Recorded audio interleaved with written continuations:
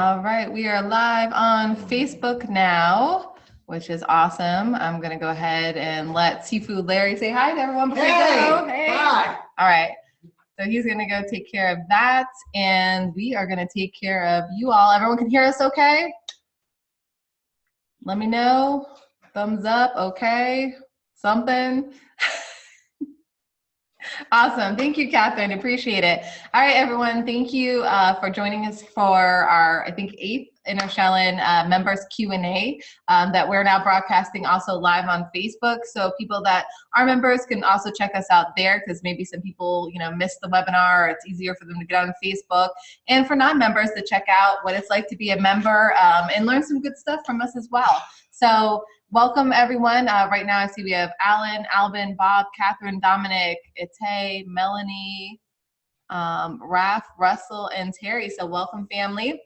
And for those of you on Facebook, welcome. It's good to have you here. Sifu Larry is going to be manning the Facebook group, but if we need him, he will come out and get beat up, because I know y'all like that. So I think they really do.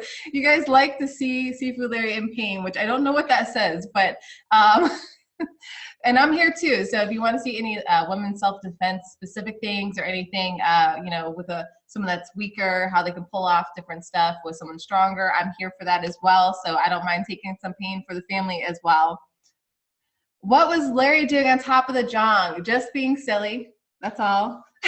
Reminiscing the old days. Yeah, so for those of you that missed that, Sifu Phu likes to, sit on top of his jong sometimes, so he was just doing that and being silly and jumped off. And for those of you that missed that, I apologize. We were hoping to get him to do that while we were filming, but he didn't. So maybe next week you can see that. He kind of fell off badly though, so maybe we shouldn't have him do that. We'll have to have him practice that. For those of you that are on the webinar, if you have any questions that you want to send us in, there's a spot where it says Q&A. Click on that, and that's just to help make it easier for me to not miss any of your questions, because it'll be in a different box than the chat for us. And then if you do want to chat with everyone, you can do that as well in the chat. And for those of you on Facebook, just send in stuff there, and Sifu Larry will pass by anything that we need to cover. So yay, let's get started. So we have one question already. Oh, that was not a question. Russell, for future reference, if I'm asking something and you're answering it, just put it in the chat, so that way I don't get confused. But Dominic did send something in. He says, is there a difference between Silam Tao and Silam Tao? Where does the different spelling come from? The dialect of the language. Yes. Japanese, Mandarin, there's different dialects in Chinese language. So, you heard of Wing Chun, Vin Sun, it's the same thing. It just spelled differently because it's different language. That's all. Yes. Chinese dialect. Yes. And that's right. I would say that's in a lot of languages. Like I know different Arabic countries have different spellings of the same word and slightly different pronunciation. So it's just difference in dialect. I believe all of our stuff is the Cantonese, right? Right. All right. So that's that. So there's no difference. It's same thing, same form. It's just different spelling. The teaching of the teacher. That's really it is. Yep. That's what matters. That's everything else is just a word. There you go. All right, and so we do have some other questions that came in via email over the week. So I'm going to go ahead and get to those while everyone else is thinking of their questions that they want to ask. And you can ask anything. It can be to Sifu Phu, Sifu Larry. It could be to me. It could be about, for those of you that are on Facebook that haven't joined Enter Shaolin yet, if you have a question about joining Enter Shaolin, or what do you get as a member, you can ask that question as well, and I'll be glad to help you with that too. So let's see what questions we have via email. So Rusty says, I had a question. The core exercises of both hands bending at elbow fast up and down with breathing. Question, do I breathe through the nose or mouth, in and out? When you do a high speed, the rule is if anything you do slow, like in Tai Chi, you do anything where it's slow, where you're trying to move energy to feel and just control the energy, you always want to breathe through your nose. You want to slow the breathing down. But if you're exerting high speed, bursting for energy, it's through the mouth is better.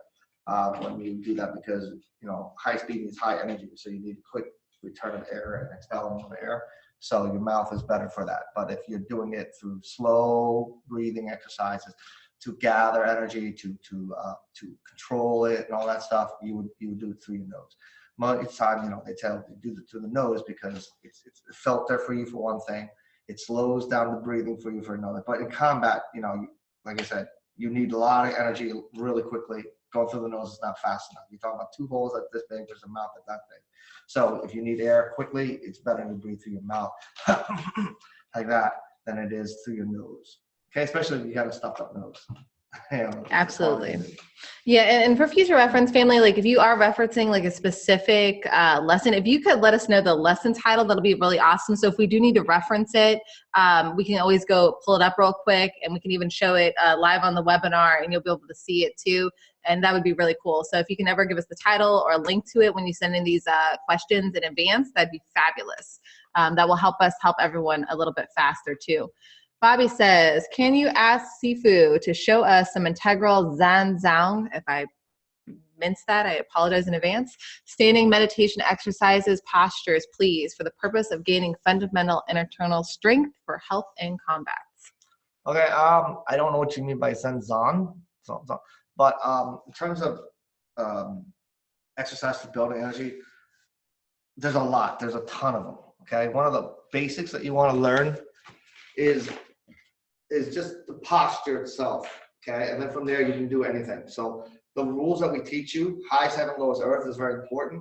So on a profile, you don't want to see like your energy's coming into your body. You want to take a deep breath so your body's full. Turn your hip forward so you feel like your knees are going forward. So that way you are basically, if this is my foot here, my heel here, my toe, I want it to be flat. I don't want to be favored one side over the other. I want to feel like I'm straight down. My hips are supposed to be forward, so that way my spine feels curved forward, so it's aligned best it can. Now your spine can't go exactly straight. There's you have an S curve, but the goal is to get it that natural position on the curve. So from your muscle area, you should look like a flat board from the back. Okay, so your hips want to go forward. You want to stand tall. That's just the physical part. Now your shoulders are relaxed. That's the thing. Highest heaven, lowest earth. So if you want to stand as tall as you possibly stand, lowest earth means relax the body as much as you can. That means from the arms, the limbs, they should feel relaxed. The arms should always create bows. So you want to make sure that you have a bow in your arms, bow in your legs. You want to have a bow in your shoulders. Okay, they're called basically the 5 bows, and then the 6th one's the imaginary, which is from your head to your buttocks. So you want to imagine a curve, but obviously the spine is like this. You can't if you take it from the line on my head, you follow that, it should just scrape the back, follow it down, and curve towards my butt, and come down and make a nice bow that way. That's called the imaginary bow because it's not a true bow. But muscle-wise and flesh-wise, it'll create a bow from the head towards the butt. If you just follow the momentum from the head, it'll curve down like that. But the true bows comes from the shoulders, the arms, the legs. So most of the things you want to do is just stand this way as a thing. Relax. Let your body just feel rooted, connected. One of the signs that you are feeling that way and that you are in the right posture is your veins just start to pop out. Now, I don't know if you can see it here, but once I start doing this, if I put myself in the right position, my veins will start to open. I don't know if you can see it from the video, but you can see my hands here. So you can see it'll start to come out. And that's a good sign that now you're getting pressure to your arms.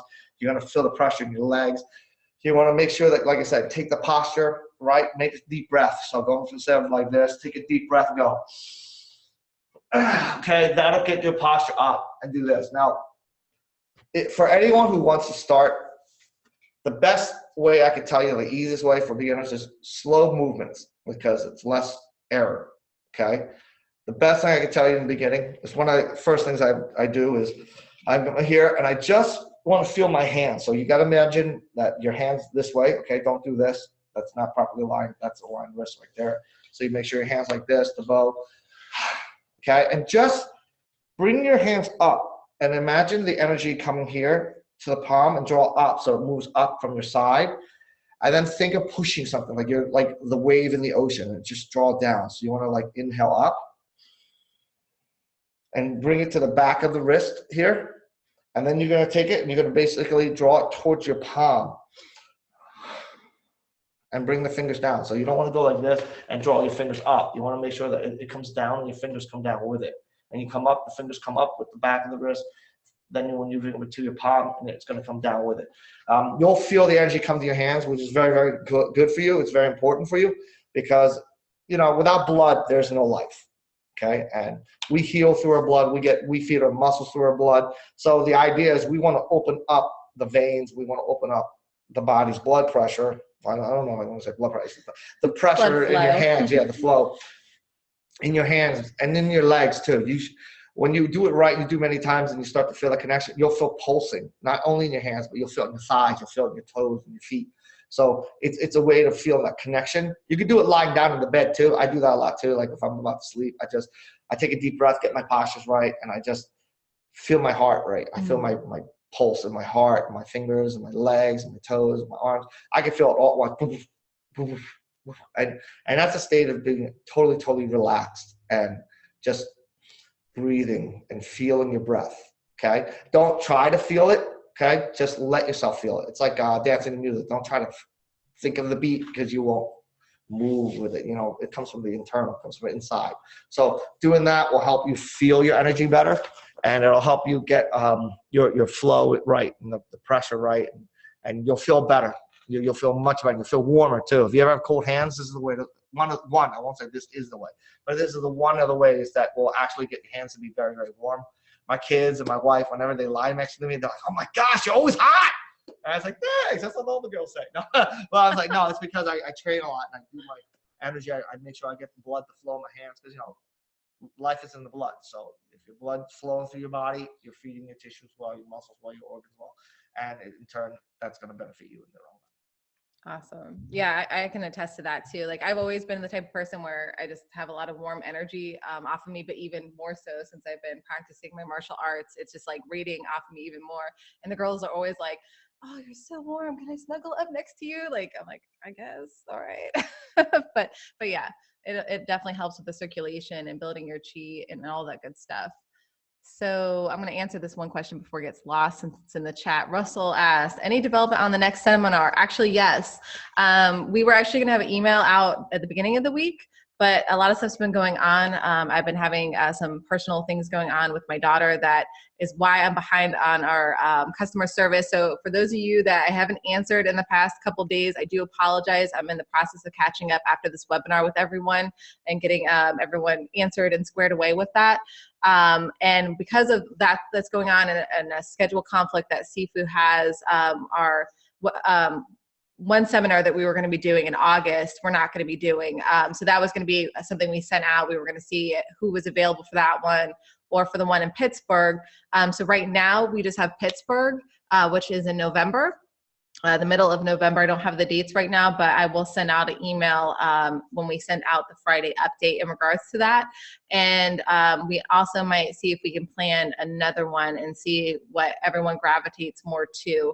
And if we do another one, I would imagine it would be somewhere maybe in Philly or DC or New York, somewhere in the tri-state area close to where we're at. So I will have more information about that for Russell and everyone else later on this afternoon. All right. So Dominic says, ever take any slow motion of Sifu Phu, actual slow motion with high FPS? I would be interested in seeing a slow motion piston shot to someone holding a pad. I'll even volunteer to get hit for the video. We have not. The camera that we have now actually can do that, which we just got like last summer. But honestly, because of the brevity of the amount of work that we have to do, which is the regular filming, we usually don't get to the extra side stuff. But if you do want to come in, Dominic, we might be able to make that happen. But you might need more than a pad. I'm just saying. I mean, it depends. If you really want a good piston shot, it's still gonna hurt. But I did a demonstration for one student who did exactly that. I said, "Oh, just hit me as hard as you can." I was like, "Oh, no, that would hurt." And right. He goes, "No, just hit me." I was like, "I want to feel it. I want to take it." He goes, I was like, "You know what? Here, I gave him a pad about that thick." And I was like, he's like, "Hit me full force." I was like, because I told him I was gonna hit it like maybe 50%. I was like, "No, hit me full force." And I was like, I was like, "You know what? Take 2 pads." So between the 2 pads was about maybe that thick. I put 2 pads on him. I was like, "You sure you're okay with this?" And he's like, yeah. So I was like, "All right, I'm gonna hit you, okay?" I was like, "Ow!" And he went to the floor with 2 pads. Oh my gosh! I didn't think it would hurt that bad. I was like, "This is why I don't want to hit full force because it goes through." Yeah. Like physics says, an object that travels at high speed has more velocity, and if it has more velocity, it has more impact value. it's going to do more destruction. You know, if I throw a bullet at someone, the bullet drops. I shoot out a gun, you drop. You know, what's the difference? The bullet didn't change. It's the speed of it.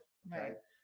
And then changing the bullet shape is going to matter the impact too. So focusing your hit with the speed is what's going to make that power. You know, we always say power is force over focus or area. Okay. So speed, acceleration, whatever you want to call it, versus the focus in your hit. So if you learn how to hit with high speed and you learn how to do it with that focus, okay, it'll generate a lot of power.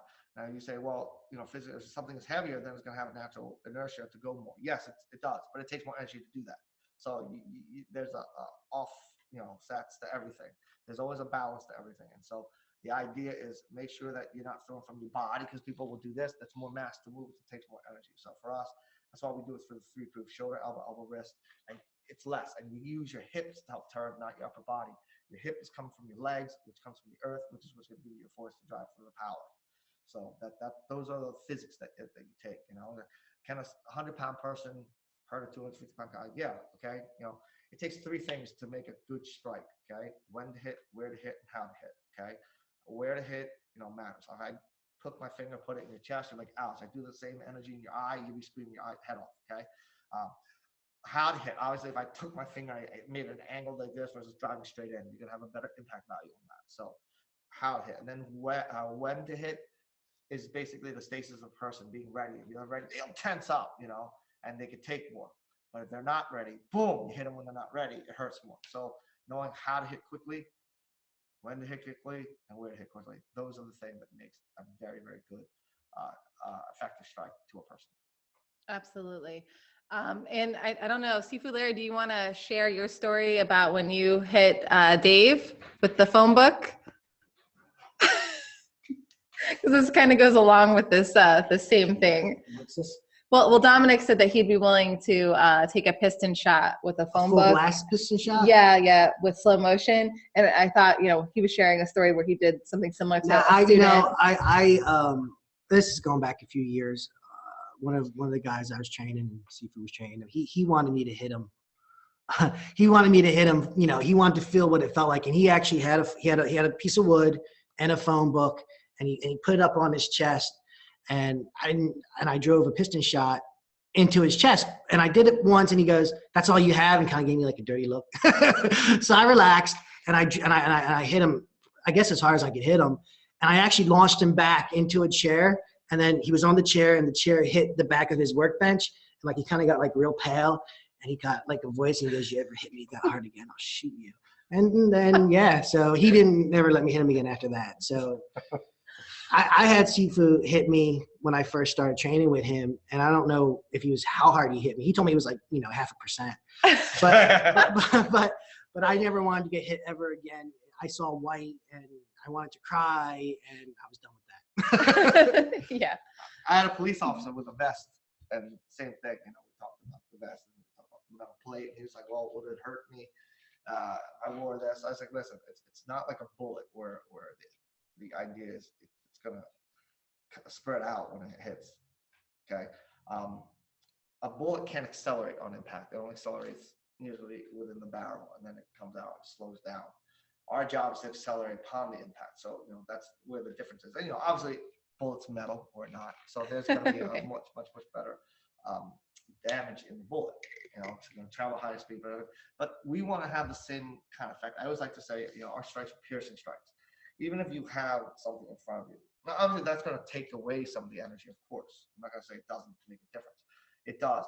But whereas a hard punch, he'll probably just kind of like feel it kind of knock him back, let's say, if it's strong, but it won't hurt him because it won't break through him. There are techniques that are designed to break through, not necessarily moving backwards. I always like, don't focus. I tell myself, don't focus on moving the guy backwards. Focus on dropping him where he stands. I don't want him to take a step backwards. I want him to curl over and drop. You know, that's the difference in the effect. You're not trying to make somebody move away. Normally you see that you're trying to get to the mass. You want to think of dropping him. If you think of dropping him, then you think of piercing. You think of poking. You know, if something goes like this and it goes, then all the energy wants to go there. So, you know, when somebody's walking this way, a lot of people, when they hit, they got hit spread, it moves them. But if you hit like this, it buckles all the forward energy into one single point and they fall into that point. And that's what you want to have as your striking ability. You want them to keel over where they stand and not necessarily move backwards. Sometimes, when you hit people, people do move backwards, don't get me wrong, because that force will make them want to collapse, but you move backwards because, one, the energy dictates, but also the body's reaction is to step backwards to help dissipate as much force as possible, so it hurts them less. It's a natural reaction that your body does. So the impact value is what you want to generate. Most people think they hit hard, they follow through. You hear it all the time: follow through. And the question is, what are you following through, and how far are you following through with? And that's the thing. We follow through the snap, and we follow through and make sure that's in the wrist. So wherever it is, it's in the wrist. Whereas other styles, they say you put the shoulders behind the follow through the punch. And the difference to underline what internal punch and external punch is external punch is a hit, and they follow through this way, and they bring the force. Whereas internal punch, they hit, they let the energy move it for you. So you're not trying to continue the push. You're just letting the energy make the one arm bounce off of that. And that's what we call the impact value. So that's much more effective, especially for people who are smaller. You're weighing 120 pounds. You got a 250-pound guy. Your mass is not going to beat his mass. There's no way, okay? But your mass compared to this part of his mass is much, much bigger. So you want to hit with your whole entire body behind that into one little area versus a big area fighting his whole entire body. So that's how you can do damage and do a lot, of hurting. And that officer I hit, he didn't go down, don't get me wrong, but he was like, oh my gosh, I can still feel that. I was like, yeah. It's like, and you got a vest with a metal plate and everything, and I can hit you. And he still crumbled and just like, wow. I was like, oh, that one, I can still feel that pain. I was like, yeah, imagine what it's like without a vest. Right. So yeah, internal punches are very, very effective. But on the same note, you have to learn not to rely on throwing force. You have to learn to focus on your force. You have to learn not to rely on throwing your weight. You have to learn how to combine the root instead of your force. We get forward energy one of two ways. We're going to talk about, from leaning or from rooting. Leaning requires your size. Rooting requires your technique. We want the root because, I always say, who's bigger than the earth?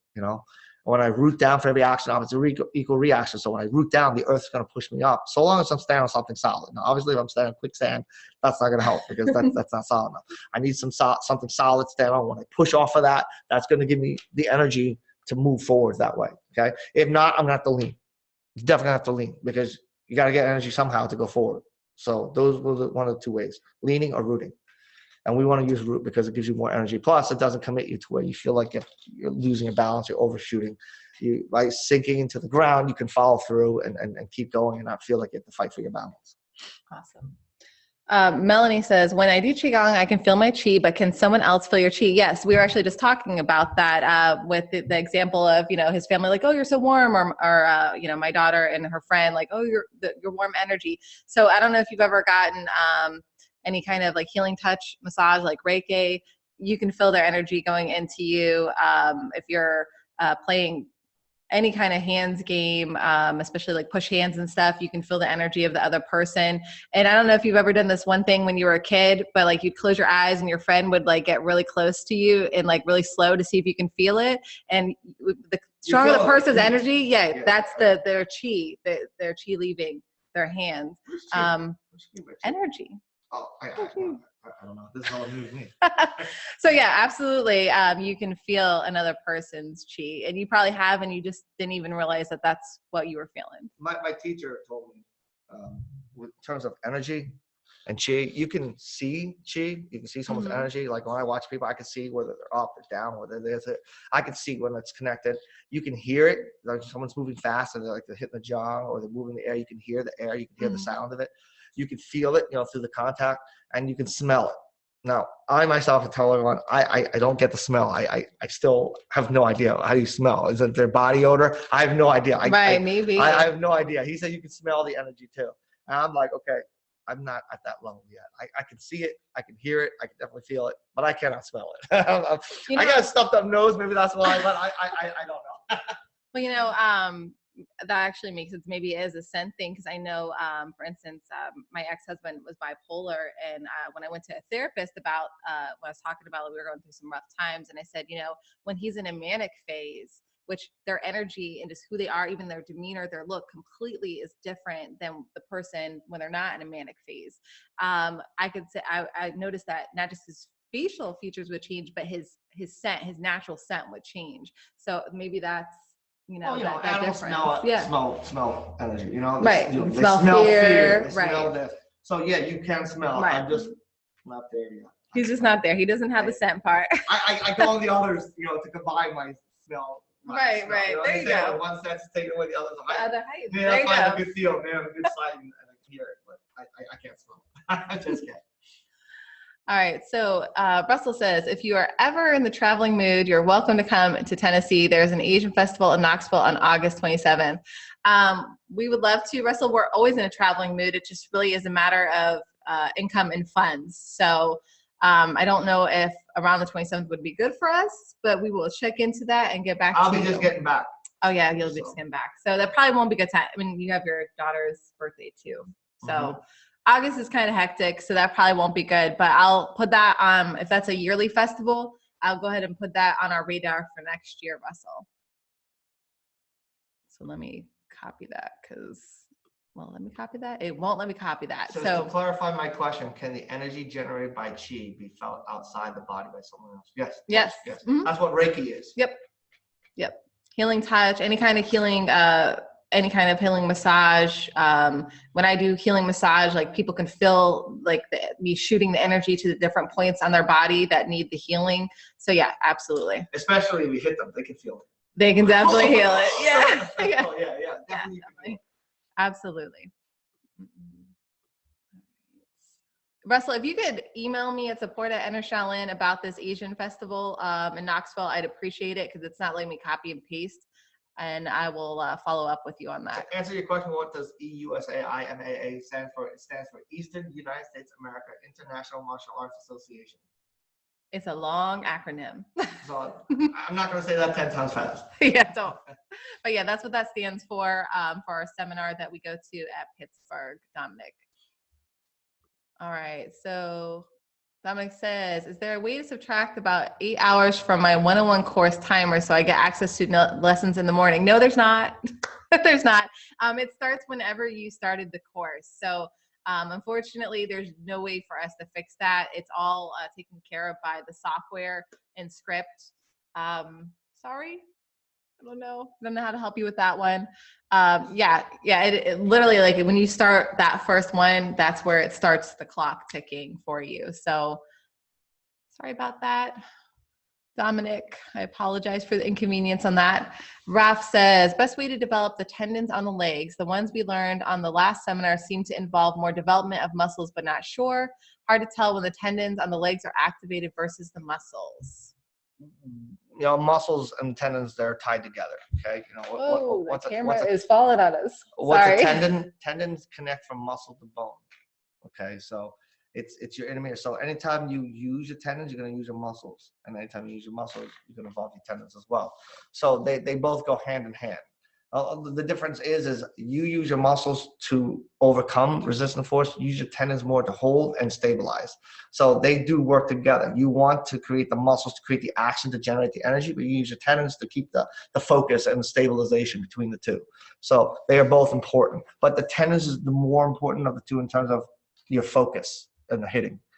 Okay, it's kind of like the same rule with the 3-proof. You know, your shoulder, your elbow, your wrist. They are your driving force. They are what gives you forward energy. They're what gives you your energy to create structure and to create forward energy to create motion. But how it connects to someone, that's a turn of the wrist. And, you know, we stabilize that through the tendons, and that's the same thing. You use your tendons to help keep you focused in motion, and you use the muscles to drive that motion. So they go hand in hand for that. Dominic says, I didn't mean full force. Are you sure, Dominic? Because it's not going to be as fun to film that. He says, I have just watched a lot of slow motion videos, and you always see subtle differences in what you see, much like slow motion video of a bee flying. Yes, absolutely. And as we grow and we can get like a video crew and we can just do more things, we have all kinds of crazy things planned for filming more things in slow motion and just all kinds of interesting lesson plans. Slow motion. Oh wait, we don't have enough time, do we? That's super slow motion. Yeah, but this is how it should look here if you're gonna hit like this and into that. So from here, like slow motion would be like 3D effect right there. and then here. The idea is always try to feel your wrist in the control, okay? I mean, when you train, you always want to feel it between, there are 6 points in your wrist that you want to keep it into, right? The palm, and then there's 3 sides on the palm. You get your thumb side, the mid side, and then the pinky side. On the back side is your pinky side, the mid side, the back, and then the thumb side. So, you know, depending on where you move your hands, is going to depend on where you're going to take the energy to. So, always keep it in the wrist, okay? Your wrist is your control. Your wrist is your focus. Your wrist is your recovery. And it's your ability to basically take the energy that's been given to you by the arms. Don't get me wrong. Like every time I said, the arms are important because they are what supports the wrist for the wrist to do that. Without the arm behind it, the wrist can't do its job. But once the arm does its job, it's the wrist job to make the outcome. You fail or succeed because of the wrist. Whether you hit hard, hit light, it's because of the wrist. Now, people can say, well, no, you put your shoulders. Yeah, shoulders can hit hard. I'm not saying it's not, but it takes a lot more energy for the shoulders to get the same value that I can use this much energy for just from the wrist. So the wrist can generate more power with less effort, but it takes more control. So that's the effort, you know. When people are striking, throwing a lot of punches, those work too, but they require more. You know, that's why you can't get a 120-pound guy to fight a 250-pound guy in boxing. His size can't do it. But if he can learn how to focus with the wrist, he can generate more power because of that. Right. Melanie, you said you have a video that you created that you'd like to share with us. Absolutely. I'd love to see it. So send it to support@entershaolin.com and we will check it out. Yeah, we are looking forward to when we can have the time to do the slow-mo videos. I don't know, like, how many of I don't think we'll do all of our videos in slow-mo, but there'll definitely be certain things that are a little bit harder to see the intricacies of that we'll go back and do. We'll focus on making the Tai Chi form and the slow motion. Oh, wow. It'll be like 5 hours long, right? No, says, I'm less interested in your motion and more interested in how the person's body collapses after it.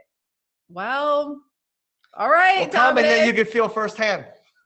I guess we'll have to schedule some time for you to come check that out, and we'll film it for the family, and you can give some feedback on that. I know Sifu Larry's had it, and no one likes it.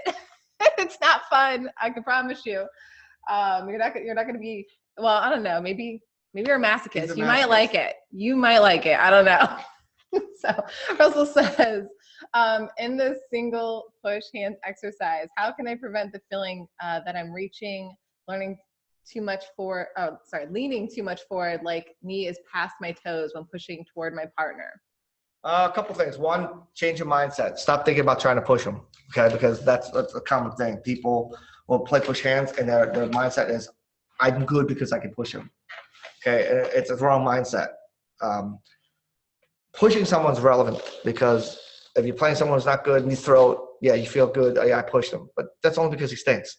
It's not because you're good. I always say you got to push him by controlling the energy. Okay, in other words, I'm not pushing because I went faster or threw more that he couldn't handle it. I pushed him because he made an error and I capitalized it, and then he tried and I capitalized it, and I softly moved in to push him. I did not use it aggressively. I did not use it forcefully. I did it softly. I did it lightly, and that's how I can get in. And obviously at high speeds, it's going to be quick. You know, it's going to happen in less than a fraction of a second. But at slow rate, you know, you're learning to feel energy. It's not about the push. It's about the energy control. And so you got to change your mindset so you don't do that, because same thing with a pad. When, you know, I tell people, go, show me a snap punch, a piss a shot in the air, and they're like this. And then I hold a pad and they do this. Like, you know, and it's like when the pad's in there, the mindset's to hit it hard. And so when they go do that, what they do is they try to put everything they have behind it. It's like, it's not throwing everything you have behind it. It's putting everything into that point. And that's change, you know. Larry did it. It took me a while too, because I used to think, okay, I got to hit hard. I was like, why would I practice the air? I feel great when I hit. And why when I hit a pad, it feels like it's not the same. It's because you're trying to hit and move the guy backwards, and you're measuring that as your means of success. And it shouldn't be. It took me a long time, but then I felt the energy. I felt how to do it. And then when I hit, people don't go backwards anymore. They drop where they stand. And that's what you want to do. Pushing is the same way when you play push hands. It's not about seeing you can throw your hands past them. It's about feeling where they go and where they're not, and moving that in. That every time they move, they just feel like they get caught and they get pushed because there's nowhere else to go but into them. I want to add one thing. Talk louder. In push hands, there's an aspect of it where you're trying to beat your opponent, but what you're supposed to be learning how to do is not beat your opponent. The idea is if you have to use more than 3 or 4% of your actual strength to push a person over, you did it wrong. And what I like to do, and what I did a lot in my practice, is I did this. I would go for my push, and I'd go, oh, he's too strong. And then I would go, all right, that's about as much as I got. And then I would try to figure out if I could move it. If I couldn't move it, I just let myself lose. I would just reset, collapse, get hit, and get pushed over. So I wouldn't do this. I wouldn't go, no, you're not going to push me over, right? So I could learn how not to try to win. Push hands is not about winning. It's about becoming part of your opponent. Balance, right? Okay. Right, and So just also think about it. Like if you're gonna have to be a good self-corrector, and just know you're not supposed to go past your knee to your toe. So just think you're like in this rectangle box, and this is all. And you can practice going back and forth without pushing anyone to get that movement and knowing how much spatial distance you have. That's the end of your little rectangle that you're in. Some of the errors that you can have that a lot of people do, it's very common, we're all kind of similar that way, is you're leaning. So think of the root, not the push. People will do errors. Well, they'll go like this when they go in, and they go like this first, and their hand's not coming in. So if I'm moving this on, they're coming here, and they might go like this, and so you're throwing your weight, you're not getting your connection right. So you gotta feel how your energy moves together, not one piece at a time. And no, again, I haven't seen what you do, so I don't know. I need to actually look or feel what you do, and I can tell. But common errors is people, when they push, they go like that, and they get their body in first, and then they push afterwards, and they commit to it. So because they're trying to overcome that force. And again, you're not overcoming energy. Your goal is to control it. You should only use, like Sifu said, 30% of your strength, if anything. A lot of times when you say, well, I feel the guy's heavy, he's hard to push. It's not because it's hard to push. It's because you're a strong resistor. It's not because he's pushing you back. It's because you're pushing against him. That's why it feels hard. Because remember, pressure, the definition of pressure is basically measurement is by oppositional force. The more oppositional force, the more pressure is between the two. So when you're pushing and you feel his pressure, like, man, he's hard to push, it means that he's fighting you, and what you chose to do is to fight back. So when it's like this, and he's gonna fight you, and I go like this, oh crap, hold on. And he's gonna fight. But when I do this, see, now it's different, because instead of me pushing him, when I feel his pressure, instead of trying to overcome the pressure, I learn to control it. Push hands is about the steering and the guiding of energy, not about the push. The push occurs because he couldn't control his energy and I could. So here's a great example. I'm gonna have him push me any way I can. Try to keep it slow so we can do it slow motion if we can, so they can see. But if he's pushing me and he counters me and I go like this, push me if you can, and I go like this. You see this? I'm not on him. I went against him so he can dunk it. But when I do this, you see, I'm not. You see how I push the hand there? He's now using. Or if I do this, be resistant. I'm pushing. Be resistant. I guided it. See, I didn't push him back. I turned him out. If a guy's force is strong, you understand yin and yang. If the force is greater than what you can do, then you got to create the yield. If you're yielding and then you start to change the energy, then you got to counter it. Everything is about balance and control. That's what it all is about. You got to find your balance, and you have to find the control in it. Okay, that's why the Ngo Dac Na, one word describes what we do. It's control. Controlling the point, controlling the motion, controlling the energy. It's all about control. When I'm on him, am I on point or past point? You see, when I do this, am I past or on? If I do this, am I past or on? If I do this, am I past or on? I'm on point. Contact point means control point. I influence him to the point in which my contact, and how I control him is because I find my balance between his pressure and my pressure. Mathematics, if he's giving me 100 pounds of pressure and I have only, say, 30, and he's pushing me, I'm not going to try and muster more. 30 is the most I have. So what's the difference between his pressure and my pressure? 70. So what do I do with the 70? I convert it. So if he's pushing me, let's say, and I go like this, and I try to turn him, am I converting or am I going against him? So I'm fighting him. So force me if you can. Don't let me do it if you can.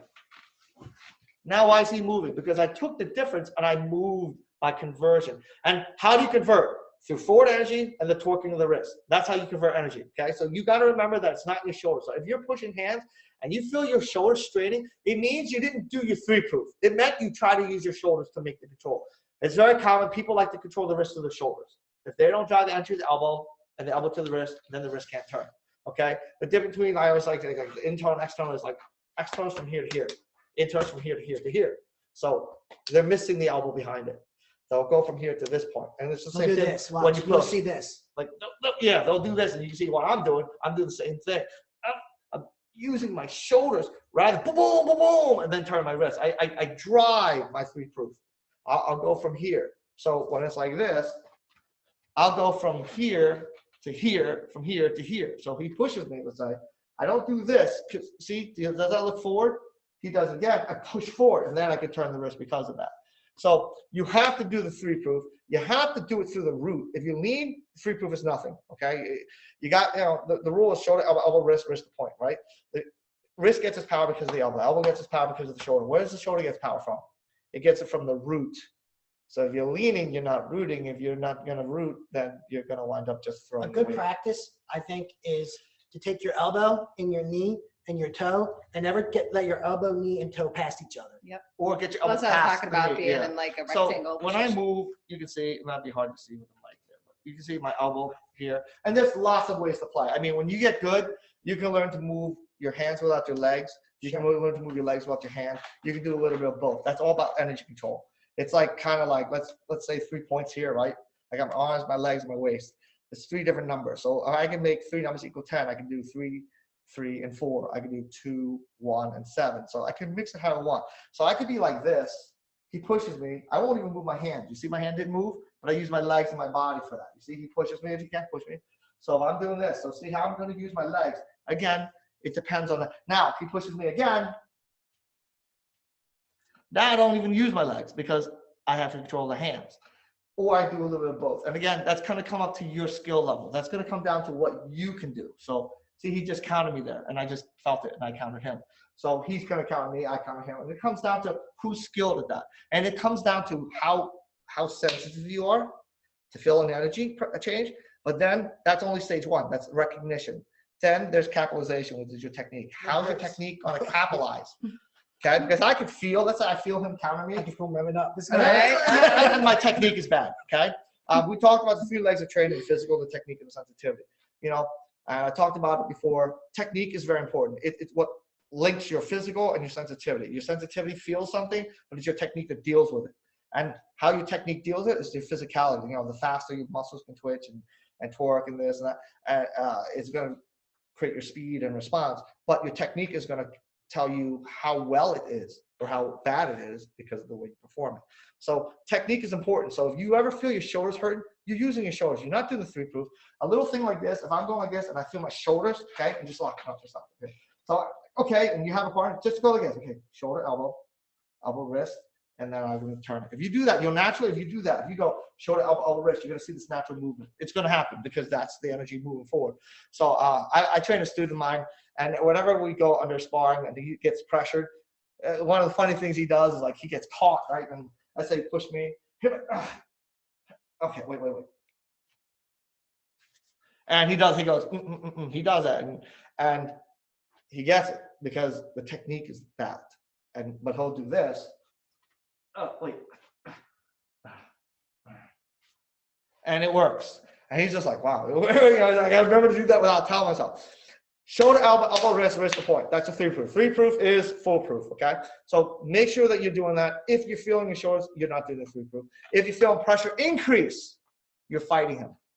Or you're dying, he's capitalizing on it, and then you're fighting him as a result of it. So you might just think you're slowing down. You might think that, push me, that you're just trying to slow down a little bit and you're not forcing, but the act of slowing down is resistance. It is resistance. Right. You want the COP technique. What does COP technique mean? It means consistency of pressure. You have to keep the same pressure. What pressure do you pick? It's up to you. If I want the pressure between us to be 50, it can be 10, it can be 100. It doesn't matter. The difference what should I use at? It doesn't matter.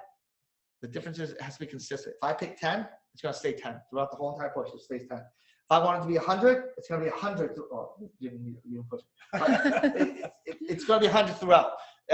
If I chose to be 30, I'm going to stay 30 throughout. Okay, it doesn't change unless there's a reset. In other words, if he kind of made a mistake and pulled his arm away or something where he lost pressure on you, then you could change because he lost. Right, but you can't change while the pressure is consistent. If he's 10 and then he becomes 20 away, he's forcing. Yeah, if he's 10 and he drops down to 5, he's collapsing. So cop is the most important. So the first principle you have to understand is then you have to have the cop. And through the cop, then you get the 3 C's. Through the 3 C's, you get the babe. Through the babe, you learn how to create the toe and all that and the channeling ability. So they all link together for that. But cop is the most important thing that you have to have. So if you feel someone's pushing, you feel the pressure starting to get greater, it means you're fighting. It doesn't mean that he's fighting you, because he can put all the pressure he wants. If he's adding more, you yield, the pressure would stay the same. But when he add more pressure and you feel the pressure increase, it's a sign that you fought back, and it's wrong. And also, I think, Russell, like keeping in mind the highest heaven, lowest earth principle when you're pushing will also help with the slouching and reaching over as well. Yeah. So that's some other stuff that you can do. And oh, Russell, also I want to let you know, like I did get your email, and I wanted to kind of address your questions that I got on here, because I'm thinking maybe there's other abbots that also don't realize like just what they have available to them as benefits. So I know that you were saying that you are working and doing Tai Chi offline as well, which is awesome, by the way, because that gives you more people and energy to play with. But one of the main reasons you said that you did that was because you were feeling kind of lost doing the Tai Chi just online, and you're really loving these webinars.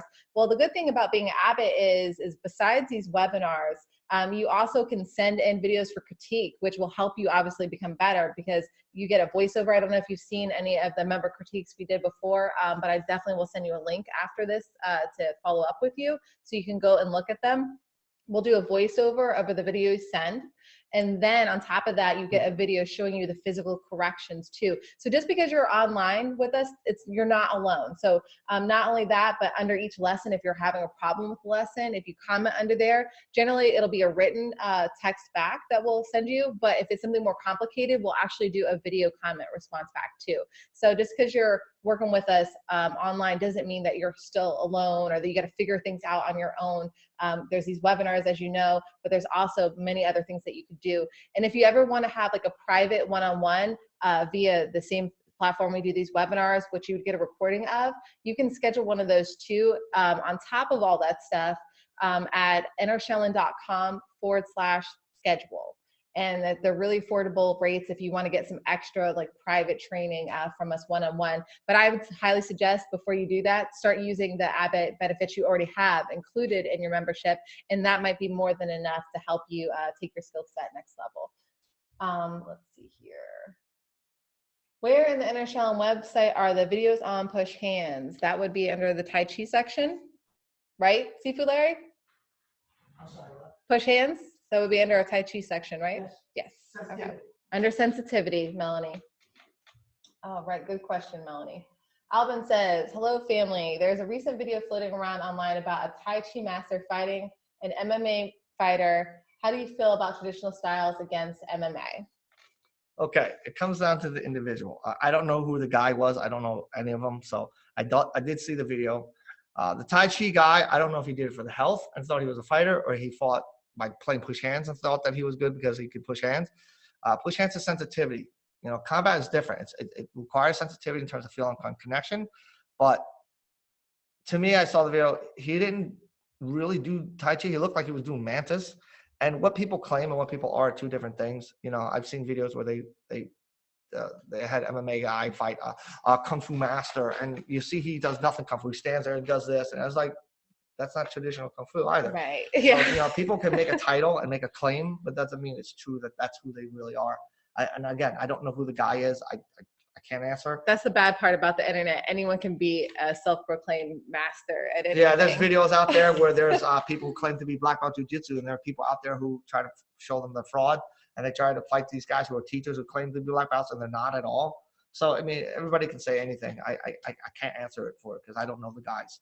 But, you know, I did see the video, and am I disappointed? Nah, because most of the time today, traditional martial arts doesn't hold, because even that's why Bruce Lee said this is not going to work. The biggest thing that he found that when in China, people like to fight close quarter. Mm-hmm. So that's why the Wing Chun was so good, the push hands, because when people stock, that's where they can feel energy. But he said the biggest thing he knows that between Americans, or not Americans alone, but Europeans and all that over the Chinese is they don't like to stick. They like to strike from distance and tag. So he adapted a style. He wrote a book on how to close the distance in. And he used his legs to break away their ability to step backwards. He would hit their shin, hit their knees, make them so they're immobile. Then he can come in and close. Everything has a style. You know, like the MMA idea is true. You know, you want to use things that helps you an all-around thing. And that's, I think the problem with a lot of styles today, they're lost when they're very focused on, oh, we don't do that. It's like, well, if you don't do that, that's fine. But have an answer on how to deal with it. You know, we don't like to roll on the ground. If you're not a grappler, then you better learn how to anti-grapple. You know, don't sit there and say, well, I'm just going to throw my punches, because what happens, you're in a situation where you are at a grappling state. You have to have the ability to grapple, or you have to know how to anti-grapple. I mean, you have to have an answer for it.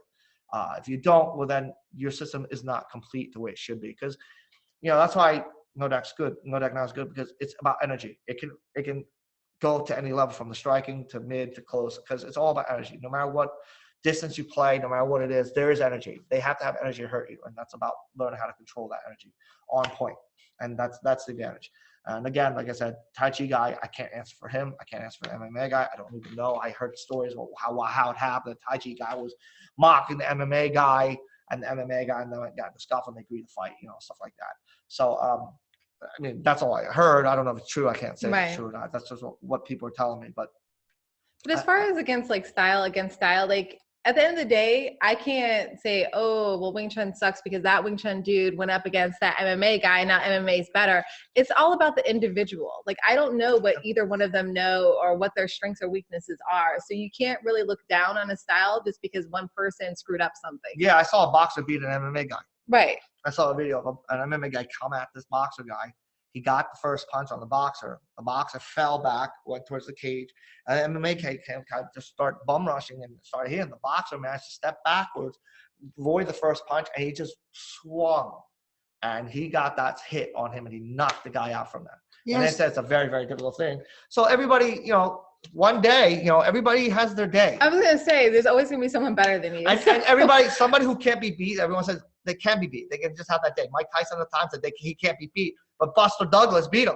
Every dog has its day. Well, there's a saying, on any given Sunday. Yeah. You know, you could be emotionally traumatized. Somebody you love passed away, or you didn't feel good. Day, right. Yeah, you just had emotion. Yeah, everybody can have their bad day. And then the chance of luck, like because you're not on your top game, you weren't really sharp, so your hands were down. And you can get a lucky punch, somebody get a lucky punch in and knock you out. I mean, nobody's undefeatable. I mean, to think that they're undefeatable is just ridiculous. I saw that video you're talking about, the MMA guy against the Tai Chi guy. And I watched what that Tai Chi guy did, and he wasn't really doing anything except standing there and being a target. So he looked like a man because he was standing like this. To say that guy was using Tai Chi it really, at best, was a ludicrous. It's ludicrous for them to even put that video up, because that dude wasn't really using anything. He was just standing there getting beat up. And it only lasted but like 10 seconds. Once he threw the first punch, you can see the guy lost his balance. And understandably, you got to understand physics. Uh-oh. You can't put your hands out here, because what's the rule? The further you go away, the more force you have to push, but the less control you have. So when the guy threw a hook punch, he brought his hands out to hold it to resist. The problem is the arc turned his arm and he fell off the control. And then once that came, he lost his balance. And once that happened, the guy couldn't recover his balance. He couldn't get his root, and the guy just started pummeling in. The guy fell on the ground. That's when he just counted. It was over. It wasn't like he did move after move in exchange. It wasn't even that. The guy lost his balance off the first punch, and then the guy capitalized, and that guy fell. You know, it's dumb to put your hands out like this. It's so stupid to put your hands out like that, because you cannot control energy from that far. Okay, the rule is the closer you are, the better control you have, but the less strength you can hold. Out here, you can hold more, fight more, but the less control you have. You have to find a happy medium between the two, but never stick your arms out as in the beginning. First off, you're telling him your range of motion. Okay, you're telling him how far you have. Let's space it. So he knows I can't go past this point, otherwise he could hit me, or I'm going to go past the point and close in on that. Second thing is you have no more springing power. Where's your power to hit? You have none. So it's not feasible to do that. And third off, it's heavier on your arms. You know, take 50 pounds, hold out here. Take 50 pounds, hold out here, which feels easier to hold. The further you go away, the more energy it takes for you, the more it takes for you to move, the more it takes for you to control, the more it takes for you to to strike because you have no springing power left. So it's just stupid to put your hands out like this. It's just dumb. Okay, you take the best styles of sports, you know, boxing, Muay Thai, whatever. They're all here. You know why? Because you protect better and you explode your hands out better. How well do you explode? It's just dumb to do that. Okay, and I'm not mocking the Tai Chi guy. I'm just saying physics. This is just the physics of the body and the energy and how nature of energy works. You cannot get any striking power when your arm's already exploded out. Where's your power? You have none. You know, you take anybody, even street fighters, you know, they're all here. They might throw out here wildly, but they all put their hands up first here. And it's their guard and also at the same time their ability to attack. And let's say it's my no-hand knockout. Look at that. Look at that. Almost. A few more weeks and you'll get it. But really, it's when you look at physics, this isn't about styles. This isn't about which style is better. It's just physics, okay? It's just pure physics. You take a guy's hands out here and you say, punch as hard as you can from here. Let's see how hard he hits versus a guy puts his hands from here and see how hard he hits from that. You can see it's a world of difference in terms of power. And then in terms of, I'm going to block from out here versus I'm going to block here. You're going to see that this is going to be a world of difference in how much you can take and how well you can take it. So yeah, and the way we do things, he sticks his hands out. We're just going to strike the hands. Yeah, but he did this. I'm going to break the knuckles right on the face. That's just silly. Put your hand in front of my face. Yeah, or if they have the hands open like this, you grab the fingers and tear it down right away. I mean, I don't have to reach him out here. I can just go here. Well, you know, like I can go there. So if a guy's got his hands out at me, I can strike it like that quickly, or I can grab his hands and take his fingers real quick because it's very, very quick. But you know, rather than go for his head, which a lot of people might think, like, you give me a hand, then why won't I take the hands? Why would I just go for the hit when I can just take his hands then go for the head after? And so it's just dumb. And I'm not saying anything about the Tai Chi guy. I'm not saying about style. This isn't about style. It's just physics-wise, it's dumb to put your hands out like this. Right. It's just dumb. Okay. You take, like I said, just take weights and just put on. You see which way you can move easier and quicker, and then that'll tell you right away. Like this is more effortless. This takes more energy. It's like that's just dumb to put your hands out like that. And again, all the other things I've said, it's just to a disadvantage of putting your hands out. It's just physics-wise, it's just dumb. All right, so see here real quick. I want to have you answer this one because you'll be better at this because you know what's going on with the site a little bit more with what we're putting out. So Dominic says, Greg wanted me to look for Jip Sao, Jiao Sao, and there's nothing on the site I can find because it's not That's there not there yet. We're getting ready in sooner than later to start filming that and progressing into Chi Sao more. We just haven't got that far yet. There's only 3 of us. Just remember that. Yeah. So we're working. Well, 4 Hector. Hector. So what are some things Hector what are some things he could work on the site instead before to prepare him for Jip Jiao Sao? 3 proof. Say that word. Jip Sao, Jiao Sao. Concentrate on your techniques because that's going to show. He hurts. The 3 proof. Concentrate on making sure here, like if you have someone that can help you, or if you don't, just try to push your arm back and see if you can just make sure you push forward. That's the first thing. Getting this, because without this is useless. And your arm is what you connect to someone with. But how you can stay on the arm is because the elbow from the shoulder. So if that doesn't work, then it's no good for your hands either. So if that first base here does not exist, then this is useless. This is pointless. It doesn't work well. Think of arm wrestling. I always like to say, if you're arm wrestling someone, you're doing this, and your elbow starts to go backwards, how far do you think you could turn the guy? You're not well at all. So your shoulder to the elbow is the first thing you got to get down. Most people fail that.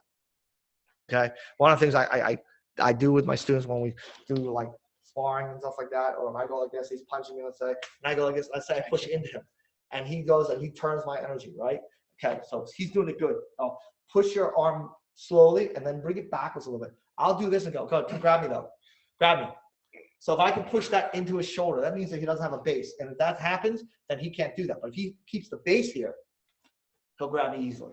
So your shoulder to the elbow is the first thing that you got to get down under any circumstance. You have to have this. Without this, this is pointless, like I said. So if you don't do that, you're not going to get this at all. Okay, that's just the first step. The second step is to make sure it goes to your hand and not against the person. So if you're going like this, you have your base. That's not going to your. That's not driving to your hand. That's driving your hand. So push into me, pushing me harder. Like, see, do I look like I'm going to my hand or look like I'm going that way? I'm going that way. Second, if my hand's here, you see this angle here, my arm here? Elbow to wrist, push into me. Elbow to wrist, no, push into me. Elbow to, no, push into me. I said, yes, push into me now. I don't want none of this. Push into me. See, right now, I didn't go to elbow to hand. I went from shoulder to that way. So base first, drive second. Then third is the wrist. That's why the Wu is so good, because it makes you drive up. That's your shoulder, elbow to wrist. So no matter where it is, I go to the Wu. From here, I go to the Wu. So if he's pushing me over, I go to the Wu, and I do that. And I just stay on point, and I control through the wrist. And obviously the third point is the wrist control. Your 3-proof is your key, okay? That is your reason to make things work. People do this, grab my hand tight. When people try to break grip, am I doing 3-proof? Hold tight so I can't let go. Okay? Hold tight so I can't. So I do boom, boom, boom, boom. No, hold tight, tight. Shoulder, elbow. Do this hand. Shoulder, elbow, wrist, wrist point. And you see how he wants to move. So I just go and I turn the point. But people will do this. You see how I'm pulling backwards? Because they're trying to break away the grip. I always like to say, don't break grip, take grip. You're not trying to get away from it. You're trying to put the grip on it. Okay? When you think defensive, you think to get away, and you naturally instinctively pull away, and that's breaking your 3-proof. You got to keep your 3-proof. Your 3-proof is the key in how to do everything. I mean, locking, grappling, counter grappling, striking, intercepting on points. Your 3-proof is the key. So you want to practice making sure this is it. This is one of the first things I've always practiced. Like here, if my arms are here, I practice shooting my shoulders to my elbow. No matter where it is, I shoot to the elbow, because that's my punch rate. So that's my base to connect. So that's my base to connect. Then the elbow out, and then the wrist. So when he punches me, I go in here, and see my hands now are moving towards and not getting bounced by him. Like where you see my arms not going. Because most people will think defensive, they think to get it away. And that's what you do. You have to counter offensive. You have to think you're 3-proof and go in. And if I can't hit him, I hit the arm, and I can't hit the side. So I hit the arm, and I play in on point, and I stay where I am and turn the wrist to point. I may not hit him, but I'll hit him with the other hand. But I will hit the arm. I may not hit his face, but I'll hit his arm. I'm not blocking it. I'm not trying to get rid of it. I just want to hit it, and I want him to move off of me, not me move off of him, or move him away from me. It's the wrong mental state. Yep. 3-proof is the key. So Nomer on Facebook said, a lot of people describe Wing Chun as martial art ideal for smaller people. I know that the founder of Wing Chun is a woman. Is there going to be a problem if I'm large? No. No. The problem is your range of motion. If you're large, where you're like this, I can't bring my arms in, then you have to compensate that by turning your body. You can't do it by leaning. Okay. Now I don't know your size, but it's okay to be big. It's not about your size in terms of there's always your fighting ability. And you can learn There's positive and negatives to everything. The bigger you are, let's say the slower you are, right? So you're this big guy, so you're going to naturally move slower because you have more mass to move. So tighten your movements, make your movements smaller, and don't expel because it takes more energy. You're going to burn more energy. You're a big guy. You're going to burn more energy trying to throw your arms. So keep it tight and don't throw your shoulders. Keep everything within this range. There's techniques for everything, and positive, negative, everything. If you're in video games, you're a big guy, you can take a lot, but you're not fast. But you can do a lot of damage. And there are people who are very small but can't take a lot of damage, but they're very fast. Video games like that where they have fast fighters, but they can't take a lot. So depending on your skill level, are you one of those guys who will just take a hit and try to come in and take them? Or are you going to be one of those guys who, move, hit, go, and move around, go around, go around? And I myself love fast fighters because then it requires me to respond quickly. I love playing video games where I can read people, just moves and see and then move in because that gives me my advantage. But a guy who's like, well, I'm going to take a couple hits. So it takes 3 hits to knock this guy down before he goes down. So you got to learn how to hit before he can recover. So you might hit 2 and you might have to get out before that guy can grab you. And then you got to come in and go 2, 1, 2, 3. And again, that's video games. But that's all about positive and negatives and knowing what your body is, what's capable of, and learn how to use that to your advantage. And take your weak point and make it the worst for the opponent to get to, but your strength is the easiest for you to achieve. So there's always positive and negative. And being big has its advantages, but it has its disadvantages. Yep. Same thing as being small or tall. They have advantages and disadvantages. So you got to learn how to use the advantages, the easiest access for you to get to, and the disadvantages, the harder for them to get to. Yep. We have a couple more questions we'll cover real quick. If you're thinking about any more questions, don't send them in. Save them for next time, family. You can email us at support@entershaolin.com because we are going a little bit over, but I wanted to answer these couple questions we had sent in via email. Hey, Moshe, Shabbat Shalom to you as well, brother. Dominic said, hey, the webinar is weeks. good. Larry got hurt. LOL. Well, when you come in, Dominic, you're going to get hurt too, so it's all good. All right, so Donato wanted to know, which is the most important speed to use among the following in a sudden or unexpected street fight? Perpetual speed, mental speed, initiation speed, performance speed, or alteration speed? They're all important in terms of, they are interlinked. So it's like, think of a key ring and they're all like that. They are all important for you. The most important thing for you is your awareness and mental state that you're not the one to defend, and you want to use it, that speed, to attack. Because speed without focus is useless. It's like pulling out a gun and not having aim. Just because you get there first doesn't mean that you're going to be the one that's going to finish it first. So it's speed alone cannot be your reason. It's got to be speed with focus. Right. They are your reason, and that's the definition of power anyways.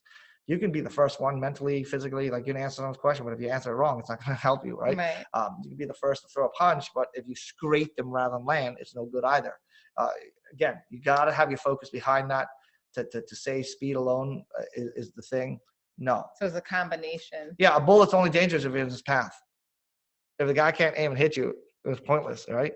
So if you're an expert marksman, you're a little slower than the guy, but the guy's a bad aim and is faster, obviously you're going to win, right? So speed by itself is not good enough. They're all important, mental speed, the physical speed, and how do you get that? Keep it tucked, keep it tight through the 3-proof, get your root. Know that when he hits, you don't want to move your energy away, you want to move it to point. Those are the keys that get you good to handle the pressure, okay? You're not defending, you're counterattacking. You're not blocking, you're hitting. You're not trying to get rid of his hands, you're trying to drive through to make a punch. You're not trying to stop a punch, you're trying to make one. All those things make the play. Absolutely. Yeah. So it's kind of like, think of it this way. If your body is off, but your mind's really sharp, it's going to still be lagging behind because your body's like injured or hurt. Or if your body is really good Great, shape, but your mind's you're afraid off, of it, and you're going to be off too. Right. They're So all it's interlinked. definitely all interlinked. So it's all about that mind, body, spirit connection and really training for that well-rounded, balanced training regimen. So Troy wants to know, 1, does the shoulder to elbow to wrist approach apply to punches as well as blocks? Shoulder, elbow to wrist, wrist to point. Everything. It applies to everything. Locking, counter locking, striking, it all the same. I don't want to say parry because in our mind, we're not trying to parry something. We always focus on getting the parry into a hit. In the beginning, you might learn to parry in terms of technique, but then once you get good, you want to drive that parry into a striking parry, so to speak. I'm hitting him, and the result is I'm not trying to push him away. My hit makes him want to bounce off me. So yeah, 3-proof is always. It's the Ngo Dac Na principle of how to control your energy in your arms. He gave an example. He said it would seem like it would when you have your hands starting near your body, but not so much when you're doing a rapid punching drill. It still matters because if you're doing a rapid punching drill and you're punching from here, you're going to wear yourself out. You could get injured. Yeah. Rapid, you see like boxers, you see them always do this, but they don't do that in a boxing ring. That's just good for them for endurance and their speed, just to get the speed up and get your endurance, just to get the blood flow. But you never see some boxer go in the ring and go like this. They don't do that because they're going to get hit first thing, So there's a mindset that you have to have the ability to counterattack. This is just all attacking, but no counterattacking techniques, not dealing with pressure on you. So that's great all dandy. Like if a guy's on the floor, you can throw anything you want, throw punches on a guy and do it. That's because he's not fighting back. But if he did fight back, you wouldn't be doing that. If he had the ability to counter you and take your balance and take you to, you wouldn't be doing the same thing. So that's all fine and dandy if you're just throwing just for speed and just throwing your hands for endurance, speed and doing that. But you never see somebody just flirting like this and fight like that. It doesn't work because you're also getting attacked back and you have to handle that as well. Otherwise, if you're just doing this a small close quarter and the guy's got long range and kicks you or he punches you, you're going to get hit. So that's all fine and dandy at that point. But, somebody breaking a board with their hand, like, Bruce said, boards don't hit back. You can't do the same thing when someone's punching you in the face as well. So that there's a difference between practicing like that and then applying that. Right. And it's all about the energy projection too, and about it being more of a less chance of you to get injured as well. So it's all about the physics and the energy. So that's why it's something that we apply in everything we do. Like even if I'm chopping vegetables, I'm thinking about, do I have 3-proof? Or if I'm driving in my car. Yeah, and more importantly, when you're doing this, a lot of flurries like this, you're probably not doing 3-proof. If you're just feeling your shoulders burn, like, right. Oh yeah, you're starting to go back to your shoulders. You're not doing the 3-proof. For us, we always create the wrist control. We come back through this. So it's in our wrist that you see that makes us move to get the power. But if you're like doing this and this, like this, then that's your shoulders. You can see the difference between this is my arm throwing versus my wrist. You know, and there's a difference. And you might think you're doing 3 proof. Common thing that people do is they put their shoulders to the wrist rather than shoulder elbow wrist, and they say, "Oh yeah, I'm doing it," and you're not. You got to pay attention to that, what you're doing there. Yep. Bob says, I love you guys for a long time now. Been doing Yang Tai Chi for the past 2 years. Have learned 24, 42 plus 32 sword form. That's awesome, Bob. Keep up the good work. Troy has another question. Number 2, are the core training modules intended to be worked through in order as listed, or were the modules intended to function independently? You can, it's there. So if you don't have a structure, you can do that as your structure. But when it comes to training physically for your own self, you can pick it any way you want. Yeah. But we have it there as a structure for you. Yeah, you don't have to do it like only start like in this one section and move down, because we have the different parts of the body. You can pick one from each section to work on and then build on there. And some of them are more advanced techniques. So obviously, depending on that, sorry about that, family.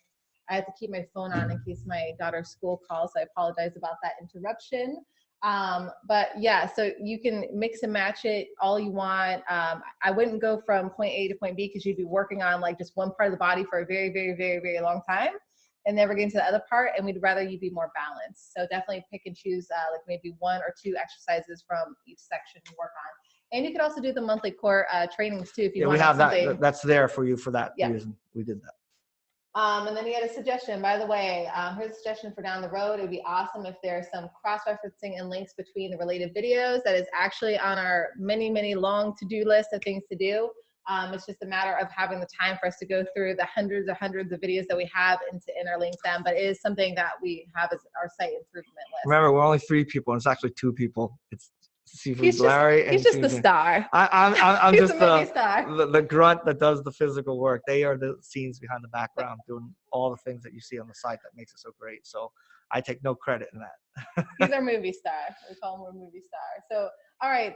Thank you, family. We went a little bit over this time, but I know most of you don't mind, because it just means you get more awesome, cool training and information. And just to answer the last question, it says, how can I increase sensitivity? My Tai Chi, I'm 71. Sensitivity, you can't develop without a partner. Yes. But you can develop the technique behind the sensitivity, and that's where your form plays. So you play your form, and your form will be your technique, and it'll be your muscle memory, and it'll be your energy and your control. But how you have to move randomly, you need a partner to do right. that. So if you can get Bob, if you can get a partner, a great thing that would be related to Tai Chi is push hands for developing your sensitivity. Yeah.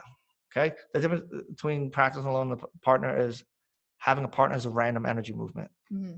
Practice Tai Chi, you're in control of the energy movement. So it's getting that first. If you random doesn't mean anything if your technique's not there. So play for your energy structure, your energy control, and your structure and your form and your technique. And then you have to apply that at a random state. It's like, how well do you know it? It's kind of like, how well do you know form? If I said, you got to start from section 2, start from brush left knee, punch, what comes out there? You're like, that means you don't know your form. You know, if someone asks you from here to here and you say right here, well, what's the step before that? It's this. Then you really know your form and you really know it. If you're like, I don't know, then you don't know. Same thing when you practice form, you practice your energy control. If you're feeling someone's energy and you fight it, that means you really didn't have the energy control behind it yet. And you have to learn how to do that. And that's where you need a partner. You need to learn how to move randomly. And be able to feel the other person's energy. And feel the intent and learn how to control through the technique, because it's your technique that controls their energy once you feel it. Like I talked about, sensitivity tells you what energy it is. Technique is how to handle that. It's how to deal with it. So if you pick the wrong technique on the pressure of the sensitivity, you'll feel it. The question is how you deal with it. And that's the thing. That's what sensitivity is for. Right. You're welcome, and God bless you too, brother. So thank you, family, for everyone that's been following us for a while and checking us out, that checked us on Facebook and here live with us on the webinar platform too. We really, really appreciate you all coming out every Friday with us. It helps us grow and also gets the idea of, what you guys need more help with and different things that we need to do for the site. So we really appreciate your input.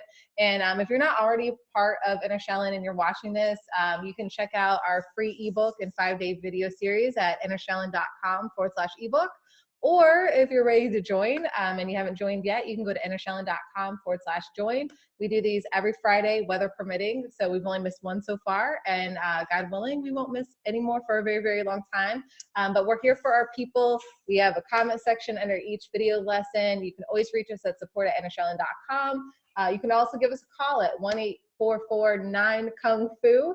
And there's just tons of ways to get a hold of us, and we're here for you to help you develop and grow in your martial arts skill and enjoy the journey. If you have Here any comes the questions, journey. just email us for next questionnaire. Yes, absolutely. If you have some questions that you already got percolating after this, you just email us at support@entershaolin.com and put in the subject line questions for the next webinar, and I'll make sure that it gets answered next time. So have a blessed day, everyone. Thank you for coming. Bye. Bye.